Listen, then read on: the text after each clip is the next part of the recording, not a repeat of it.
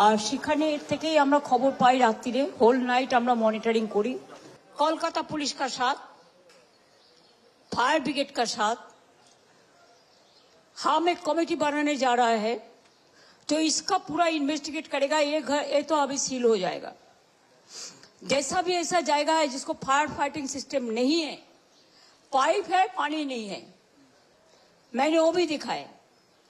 और इसमें एक STR केस था, সিঁড়িতে কেউ নামতে পারেনি, দুজন সিঁড়িতে নামতে গিয়ে সিঁড়িতে ট্যাপ হয়ে মারা গেছে। होटल का जो मालिक है वो अरेस्ट हुआ है, जो मैनेजर भी वो भी अरेस्ट हुआ है। लेकिन खाली ये एरिया नहीं, बड़ो बाजार में बहुत सारे एरिया है। मैं कलकत्ता कॉर्पोरेशन को भी इंस्ट्रक्शन दिया, इंटरनली वो भी अभी इन्वेस्टिगेट करेगा।